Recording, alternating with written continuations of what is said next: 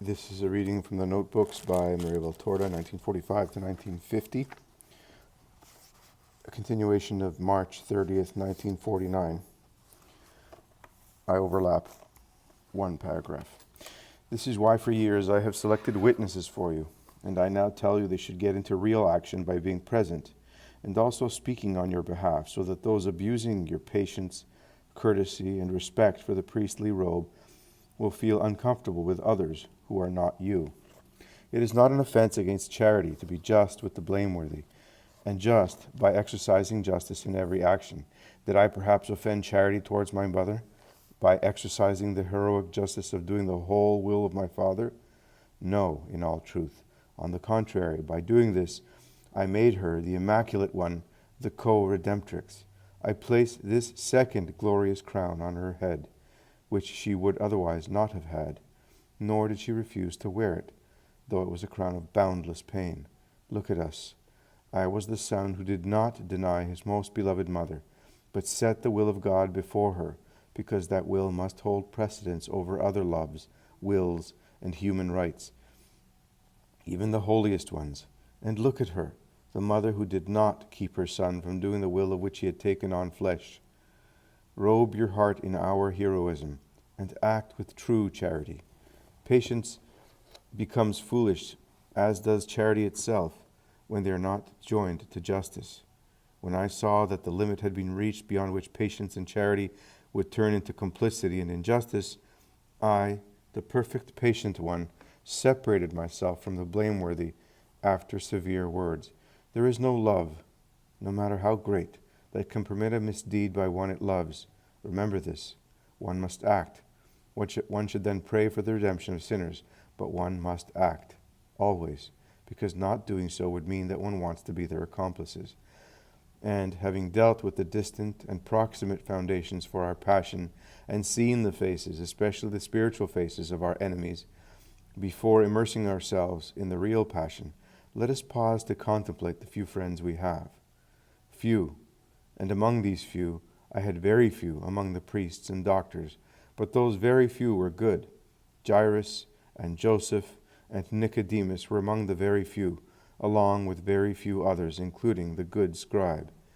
And since I am just, I shall also include among them the great Gamaliel, though it may seem strange to the superficial. His real justice caused him to be absent at my condemnation, a great and serious act at that time and before that assembly. And I remembered him in my heart, tormented by so much hatred, betrayal, and sin, in a whole people, my people, taught, miraculously cured, and loved by me, in my followers, and more than that, and more than followers, my chosen ones, now scattered because the shepherd had been seized. Everyone against me except a few, my people, my Jerusalem. I remember the gesture by Gamaliel, the greatest rabbi in Israel, a Jew down to the deepest marrow of his bones, encrusted with traditions, indeed, locked in the impregnable jasper of the old doctrine, but still a just man. He had not been either my friend or my enemy when I was free and strong. He awaited the sign to believe I was the Messiah. But when he saw me unjustly portrayed as an evildoer, though not yet believing I was the Christ, he nonetheless emerged from his reserve to summon the judges, drunken with hatred, back to legality. If he had been able to give a character of justice to his firm belief in the luminous words of a wise child during a far-off Passover, he would have been on Golgotha with Joseph and Nicodemus, but his belief was too fettered, and thus an obstacle to seeing the truth. You, too, face some who, because of the rigidity of their faith, create obstacles to seeing the truth for themselves, regarding both you and the work. They are waiting for a sign, as Gamaliel was. Always include them in the ranks of friends, though, even if they do not appear to be such, for excessive justice makes them slow to recognize the truth, and pray that for them, too, the tremor of a heavenly earthquake will cut through the threefold veil covering the Holy of Holies of their just, closed spirits, which may then see the truth of this work and of yourself, my spokesman, so that our exertion, as the one dictating and the one writing, may not be futile.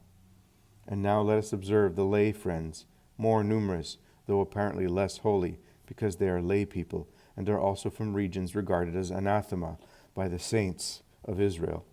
Lazarus, a friend at all times and in all circumstances, and his sisters, and the inhabitants of the coastal towns, the mountains and the lake, and those of Samaria, better in most cases than my fellow citizens, those of Ephraim, who offered hospitality to the persecuted one, in whom they believed, without demanding a sign in order to believe.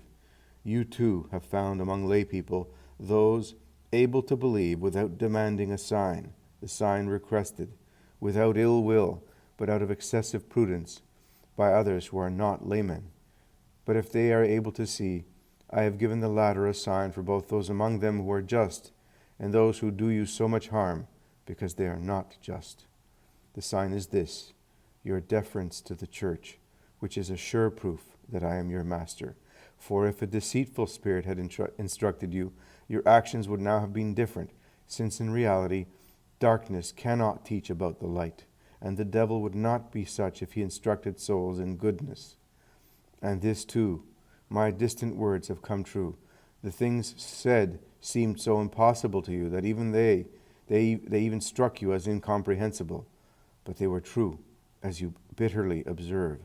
Only God predicts the truth. Satan always deceit. He deceives to cause ruin. God does not deceive, but instructs his beloved so that they will be prepared to withstand the bitterness of disappointment and be able to orient themselves.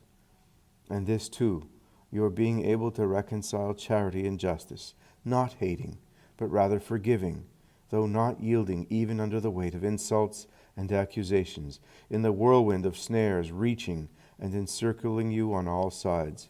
And this too, your being able to resist all temptation. Oh, the threefold temptation presented once again, and not by Satan this time, but by men, by those who would like to call you a Satan, but who are his servants, because they tempt you, because they are rebellious, and because they are greedy, proud, and deceitful. The threefold temptation presented again towards the end, as at the beginning, once more to make you fall away from God's love and men's judgment. And the law dominating them, which is not the law of a spiritual man, makes them so insane that they do not consider that your lapsing would be the end of all their dreams of gain, honor, and presumption, dreams they would have wanted to come true in you in order for them to reach the fulfillment of their dream. The gain glory, presumption of bending God and the church to their will, equivalent to the bread offered to my intense hunger after fasting, equivalent to the kingdoms offered to me by the eternal seducer, equivalent to thinking the Father had to save an imprudent son, throwing himself from the highest pinnacle of the temple out of presumption. Maria, never, ever be presumptuous. God is a provident Father, but he does not second foolishness and presumption. God loves you greatly, but this must not lead you to suppose you can dare anything. God always helps and will help you, provided you remain his lovingly faithful daughter and subject. If tomorrow you were to rise up against your God, drawn into pride by feeling greatly loved, the same thing would happen to you as happened to Lucifer, Adam, and Judas.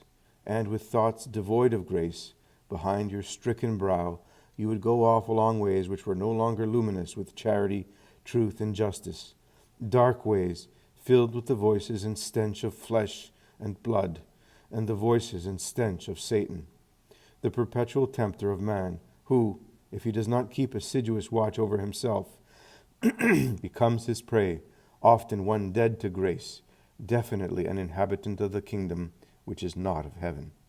And with this renewed threefold temptation, you had and have your most painful hour of Gethsemane, and your heart, if not your members, has sweated blood. For Gethsemane is this, the struggle sustained by the self, between the will proposed by God and the will which Satan or men or the lower part of the self propose, in that the latter three spur man to prefer carnal love, and to be concerned about enjoyment and providing enjoyment to one's being, instead of preferring the things that give supernatural, eternal enjoyment, which is not won by seconding the carnal self or consenting to the voices of the world. And Satan, but by a life of sacrifice and virtue, for virtue and sacrifice are always joined, and are found where there is obedience to the will of God, whatever it may be.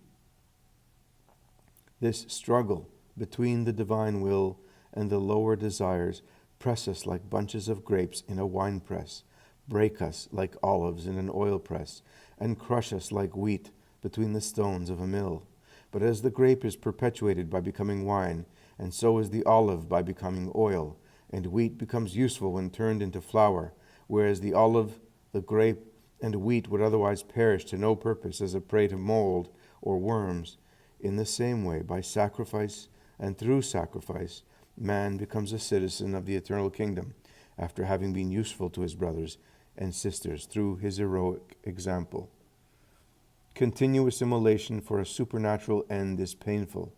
I experienced it to a degree which only I have consummated before you, and the dull inertia of men contributes to making it more painful for us.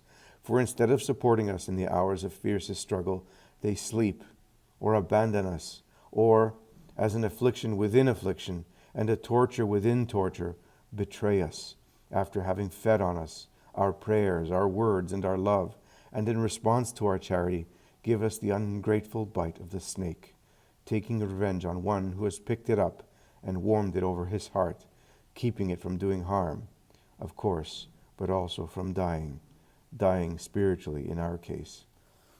Oh, the greatest love, when with a view towards the most holy precept of twofold love, it is given to those who are not open to love, turns into resentment, wounding the giver. Oh, faithfulness to God makes us unfaithful for friends, to the point of turning them into our executioners. But bear up. Everything is of use to make the wedding gown more ornate. Everything.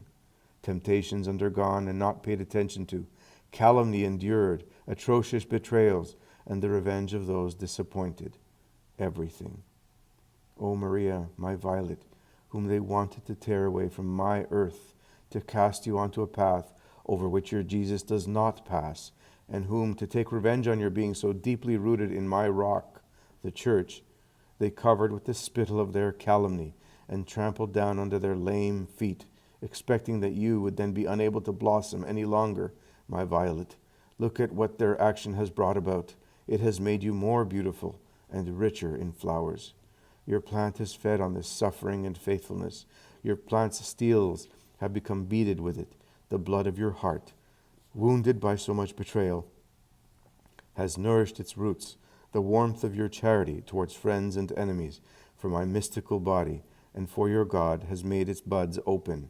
You have flowered entirely and are in the peace of the creatures who have followed the way of justice and are thus persecuted, and in their joyous peace of yours towards the kingdom, which is already yours, and from which your Son kisses you with his charity. But let us go back to the lay friends who do not ask for a sign to believe you, as they did not ask me for one, the true lay friends, among them who are not the temple and Jerusalem, but the just scattered everywhere, or those desirous of justice. And I truly found them to be more numerous in Samaria and Syrophoenicia, or among the Romans, than among the Jews. You find what I found, respect, sincerity in love, or non-love, which does not, however, become hatred, the desire to feed on the word, to receive light, and convert to the Lord, stray lambs returning to the shepherd, wolves that become lambs, blind ones again seeing the light that had been lost, extinguished lamps that blaze forth more intensely, emitting light. These are the lay friends for your comfort. Your thought asks, and why not entrust me to them then? Why have me undergo these last painful experiences? Listen, certain souls challenged me more than once, saying in their hearts, does God want this and threaten painful things if what he asks of us is not done? Well, I do as I please. I don't believe and won't yield. And they mocked God. Other souls said, glory will come to me from this extraordinary event which has fallen into my hands, and they grew proud. Still others, whom I, by this means, tried to cure of their rationalism, which in their spirits renders sterile the infused virtues and the consoling gifts and the grace of their state, which was very great, turned every light from me into the object of analysis, examined not in the light of the flames of charity, but with the pale, cold ray of their human knowledge, and made their rationalism and their knowledge a bulwark against my wisdom, which sought to enter into them to revivify them. And they turned the salutary means into an evil. But they will not be able to reproach me for not having done everything for their good, as I did with Judas, and still others unfaithful to me. For just a few months less than 3 years, I tried to bring them back to justice, and above all charity, for the purpose of forgiving them, in the first case for their long-standing, repeated acts of presumption, their foolish acts of pride in the second case, and their acts of rebellion in the third case. For this refusal to accept the counsels of the Word is an even more serious rebelliousness, since in analyzing them with the opaque lens of their rationalism, they found them to be foolish and not to be taken into consideration, just as they later judged other counsels and orders to which they should have bent, so as not to cause scandal among the least in the flock. Such great rebellion brought them to sin seriously against 4 of the 10 commandments of God, to sin against the church and the rule, to sin against twofold charity, against me whom they called Satan inciting you, and against you whom they called possessed. In my case, because I denounced their wicked actions, in yours, because you do not bend to their desires. I knew that my mercy would not yield fruit. Their ground was cluttered up with too many things for my goodness to take root, sanctifying them. But, as I showed Judas mercy to the extreme limit, so I acted with them, so they would not say, if God had helped us. God's help is useless if man does not accept it. And what good did my help to them do? None, because it was not accepted. On the contrary, their souls, instead of emerging from themselves to be united and transformed in me, who was helping them so powerfully, got more and more closed and plunged down, separated from me. The more my patient goodness manifested itself to them, the more men and less Christs they became. Could I have prevented it? I leave man free to act, ready to help him if he turns to goodness.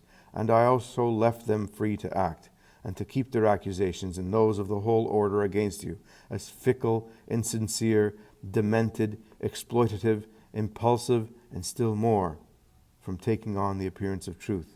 I deemed it necessary to let them descend right to the bottom.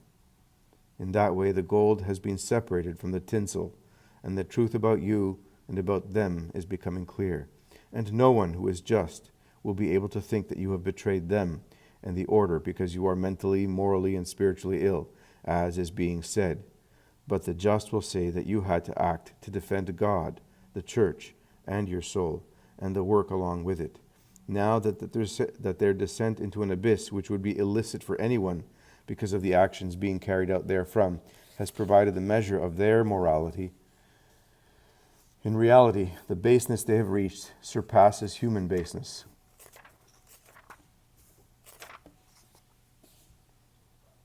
It is already fused to extra-human baseness, since if what they have done is dishonorable for all men, when done by them, it truly becomes more than dishonorable, sacrilege on account of both the author and the matter.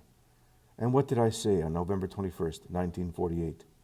The traveler's bag and pilgrim's staff will be removed. We will leave Jerusalem for Ephraim. It was a clear warning, and they would have had to understand if they had examined themselves humbly. But for ears moved only by humanity, those words of warning served as a push to accelerate the actions on their part, which were not good. And how did they understand the others regarding the consequences of an inevitable sentence by the church? As a useful pretext to carry out their designs, which reveals they never understood the true nature of the work. And this longing to act made them so insane that, to convince you about their plan, with no mercy concerning the wound they were causing you, they swore that what did not represent the condemnation for you and the work was a condemnation for you and the work. You, disoriented by my speech and theirs, looked to your master and accepted his work, though it was still incomprehensible for your spirit, fainting with pain and astonishment. Your mind was nearly blind because of pain and their subtle words. But through the Spirit, which charity maintains in a state of insight and trust, you did not err in following the true friend, and you now know where he was leading you, to the bitterest knowledge, to the hardest test, but both of them necessary. You were nearly blind, to the point of seeing only the intense glow of the truth, without being able to decipher it, though it was enough to keep you on the right path during the temporary blindness. They, the deliberately blind, were utterly blind to the point where their thought, too, was blind, going so far as to call what is not good, good, and to refuse my charity and yours, seeking to bring them back to the light as enemies. My words and yours, the echo of mine, you increasingly sustained resistance. The words of others, all that should have been light and order in the midst of their darkness and chaos, became a thick scale which increased the darkness and disorder, added to the chaos, to the point of leading them to the final, very disordered actions against divine and human law, against supernatural as well as human love. This is the fate of all who leave the ways of the Lord. They arrive at the simony of Simon the magician. Footnote 378, Acts chapter 8, verses 9 to 24. And both deserve Peter's replies, but they are unable to reply with sincerity in thought, as Simon did to Peter. On the contrary, they say they are the author of miracles. God has worked just one miracle for them, to pull their well-concealed rottenness out of the whited sepulchre in which it had been enclosed, to slay you and the work, to have pulled it out, laying bare the hidden, venomous wounds, so that they would be clearly known, and no one, you much less than anyone else, would fall into error or remain in error any longer about them. They are the dead who do not want to be raised up. They are the dead seeking to go on, unleashing harm from their death. For this reason I keep watch at the threshold of their tomb, to keep them from coming out to harm you. Do you understand now why I have been watching for so long at the threshold of that dark entrance to the tomb, which has not yet been sealed? For I, life and mercy, still let the door remain open, so that they may come to life and ask for my mercy.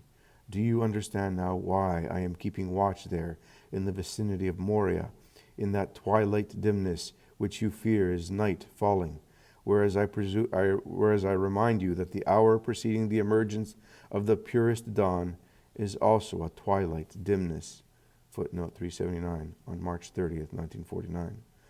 Every supernatural depiction has the value of words, and my running to meet you was so that you would not be drawn into that tomb through betrayal, and my white robe so that you would see me clearly, even in that twilight, at all times, like a beacon, your beacon during the storm, and my keeping watch at the threshold of the trap set for you, a trap which was not in Samaria or among the lay people of Jerusalem, either, the good Christians, but in the vicinity of Moria, the mountain of the temple, to be read among the clergy, indeed a temple, but not the great temple, the supreme hierarchies of the church.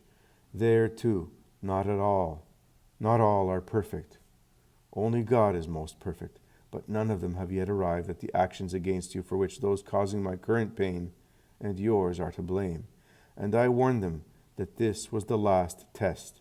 I told them that I would then make provision, because permitting other acts of imprudence would be imprudence on God's part towards your soul.